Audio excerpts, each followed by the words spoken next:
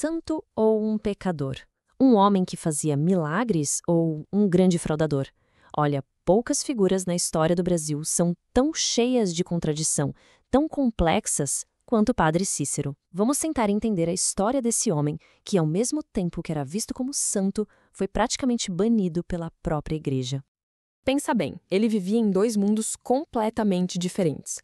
Para milhões de fiéis, ele era um santo, ali em carne e osso, um milagreiro no meio do sertão. Mas, para a cúpula da Igreja Católica, ele era um problemão, um líder religioso que virou aliado de coronéis, os donos de terras superpoderosos e que era respeitado até pelo Lampião, o rei do cangaço. Como assim, né? E aí que a gente chega na pergunta principal. Afinal, quem foi o verdadeiro Padre Cícero? Para a gente conseguir entender o legado dele, que dura até hoje, a gente precisa ir um pouco além do mito. Bom, tudo isso começou lá no sertão do Nordeste, um lugar sofrido, seco, onde um jovem padre teve uma visão. Uma visão que mudou não só o destino dele, mas de toda uma região. Para o povo do sertão, ele não era só o padre. Ele era o Padim Cisso, sabe, o padrinho. E esse apelido, que é super carinhoso, já mostra a conexão profunda, pessoal, que ele tinha com o povo.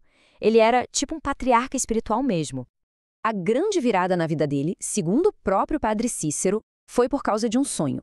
Ele conta que Jesus apareceu, apontou para uma multidão de gente pobre, faminta e disse: "E você, Padre Cícero, tome conta deles."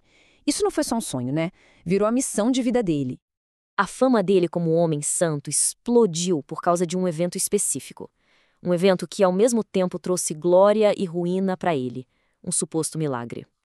Imagina a cena. No meio da comunhão, a hóstia vira sangue na boca de uma fiel. Agora imagina isso acontecendo de novo, e de novo, mais de 100 vezes. Foi exatamente o que dizem que aconteceu. E isso, claro, transformou a pequena Juazeiro num dos maiores pontos de peregrinação do Brasil. A reação da igreja foi um verdadeiro cabo de guerra. A primeira investigação, que tinha até médicos, disse que sim, era um milagre. Mas aí veio uma segunda comissão com um bispo que não acreditava muito naquilo e disse que era tudo fraude.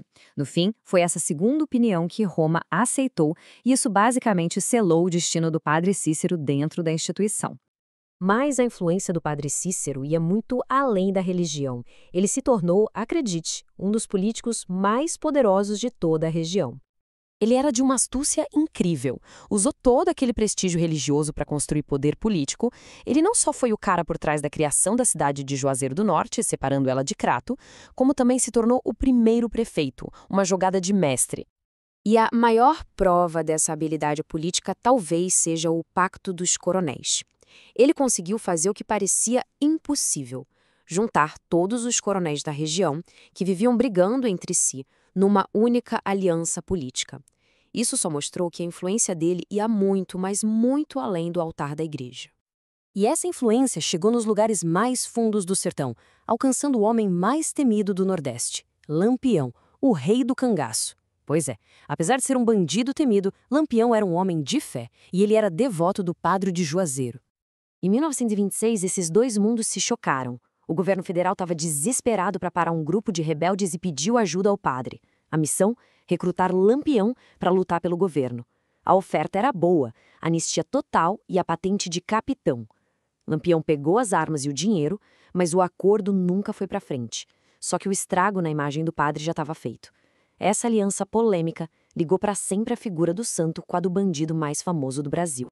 Por defender o milagre considerado falso e por essas alianças políticas tão controversas, a punição da igreja foi pesada e durou a vida inteira. Como ele se recusou a dizer que o milagre era falso, a igreja o puniu de forma severa. Ele foi suspenso de todas as funções de padre. Não podia mais rezar missa, não podia pregar, não podia ouvir confissões. Foi uma espécie de sentença de silêncio que ele carregou com ele até morrer em 1934. Ele chegou aí até Roma para pedir o perdão direto para o Papa. Mas não adiantou. A decisão foi mantida. Padre Cícero, o santo do povo, morreu como um marginalizado pela própria igreja, sem nunca conseguir a reconciliação oficial que ele tanto buscou em vida. Mas olha só que interessante. Enquanto a instituição o condenava, a fé do povo só aumentava. E foi essa devoção popular que acabou causando uma das reviravoltas mais impressionantes da história recente da Igreja. E a prova disso está nos números. Até hoje, a cidade que ele fundou, Juazeiro do Norte, recebe mais ou menos 2,5 milhões de peregrinos por ano. E toda essa gente vai para lá por um único motivo: a devoção que eles têm pelo Padim Cisso. Vendo essa fé popular que não parava de crescer, o inacreditável aconteceu. O Vaticano começou a mudar de ideia. Em 2001, o futuro Papa Bento XVI começou uma revisão secreta do caso. Em 2015, finalmente veio o perdão oficial. E em 2022, o processo para ele virar santo foi aberto. Uma jornada impressionante, de condenado a, quem sabe um dia, santo. E essa saga toda do Padre Cícero deixa a gente com uma pergunta no ar. O que é que define um santo, afinal? É o carimbo de uma instituição ou é a fé do povo? No caso do Padim Cisso, a fé popular não só manteve a memória dele viva, como no fim das contas forçou a própria igreja a repensar a história. O legado dele desafia a nossa ideia do que é a santidade.